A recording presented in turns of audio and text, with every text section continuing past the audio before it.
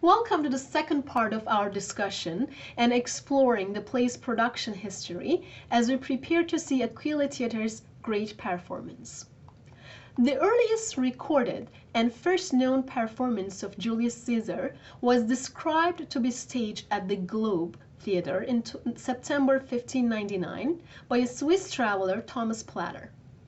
Keep in mind that in the 16th century, the Globe Theater was a rough-hewed wooden building with a dirt floor and without a proper roof but an open sky. This first performance of the play was very loyal to the text and the depiction of the costumes. The costume design included Roman togas, swords, and caligae, which means Roman military shoes or sandals. The play was described to have minimal settings compared to mighty and vivid settings of modern times. 1599 version just had a seat for Caesar. After 1682, the performance text changed little from the original text in response to having Thomas Betterton, who was very popular in the role of Brutus at the Drury Lane Theatre.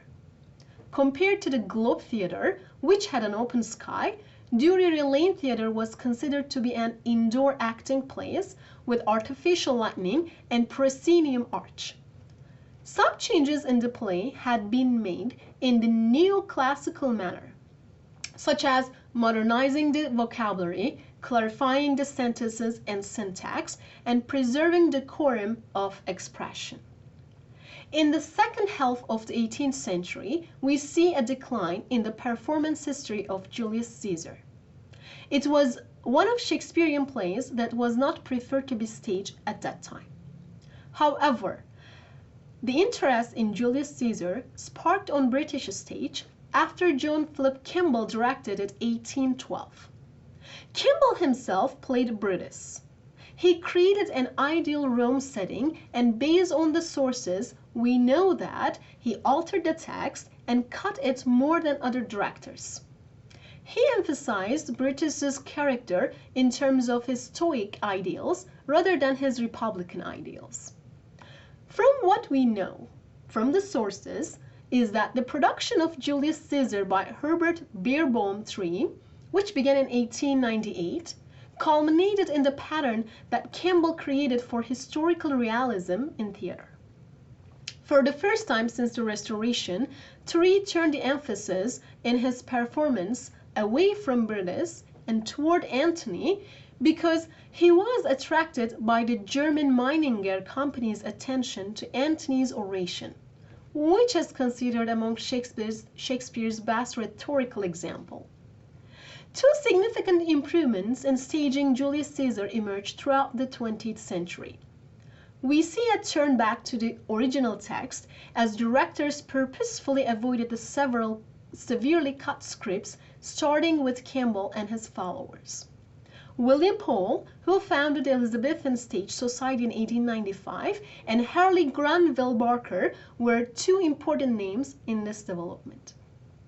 Both made a conscious decision to shift away from 19th century production ideals in favor of what they perceive to be an Elizabethan aesthetic, emphasizing elements like open staging, ensemble acting, quick moving action, little background scenery, and an unedited text. Another important innovation was the inclusion of contemporary locations and costumes in Julius Caesar productions during the 20th century was a significant novelty. The brilliant performance of Julius Caesar by Orson Welles at the Mercury Theater in New York in 1937 is credited with giving rise to this concept. Although Welles admired Elizabethan productions, its values, he cut the text severely and rearranged it, so it could be played in less than 2 hours, creating a setting that was so contemporary and familiar that theatergoers found themselves startled to hear the characters speak blank verse. Was his idea. Caesar was portrayed as a fascist dictator in both attire and behavior, Antony as a populist, and Brutus, who was played by Welles himself, as a well-intentioned but inept intellectual. Stepping into 1953, we see a film version of Julius Caesar. And what sticks to us is probably Marlon Brando and his epic representation of Antony. Brando was nominated for an Oscar for Best Actor in his role as Antony. The movie was black and white and used historical Roman costumes. Following 1953, a second movie of Julius Caesar was directed by Stuart Birch in color in 1970, which was 76 minutes. Nearly 50 years later, BBC oversaw the second production of Julius Caesar for television, which was directed by Herbert Weiss. He used Roman period costumes, elaborate settings, even live horses before the Battle of Philippi. He wanted to give his audience a full experience of what it meant to be a Roman and live in Rome back then. The show was 161 minutes, uncut, and had some close camera angles zooming in, capturing full faces, looks, eye contact, and body image. Thus, the audience would understand the characters, their motives, and read their intentions better. We see in 2005 production Denzel Washington playing Brutus, and this was considered the first Broadway production of Julius Caesar almost 50 years later. In 2012, we see an all-black production directed by Gregory Doran for the Royal Shakespeare Company. Then we have an all-female production, Harriet Walter in the role of Brutus, and in 2018 it was staged by the Bridge Theatre under the direction of Nicholas Hunter. Of course, the legend of Julius Caesar is not limited to productions and film adaptations. Great art influences other great art. Rome and its great characters still live in our minds. We can see it almost everywhere. Do you know that there was an Iron Maiden song, the evil that men do? And it is from Mark Antony's speech following Caesar's death. The novel The Evil That Men Do from Buffy the Vampire Slayer series is also a cultural reference to the play. If you like to listen to classical music, German composer Robert Schumann has a concert overture, Julius Caesar, that was inspired by Shakespeare's text.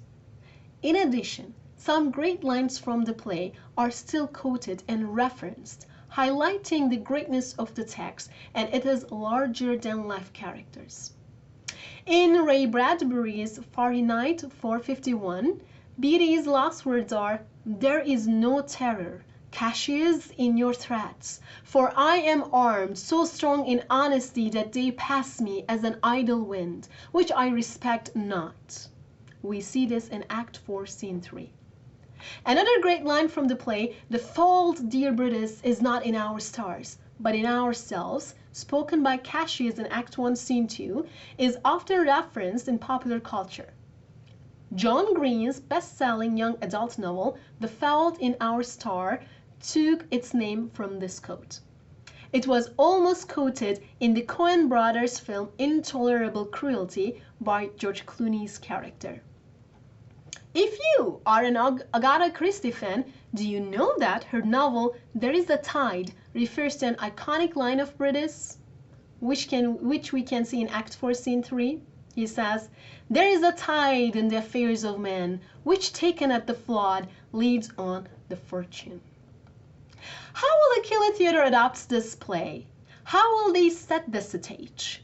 Is it a representation of classical Rome? Or are we going to watch a more modern or postmodern version of the play? Did the director make any changes to the text? How about the costume design? Are we going to see Caesar in his toga, or are we going to see a more modern Caesar? How does the production prefer to stage Mark Antony's great speech? And of course, how does Caesar die on the stage?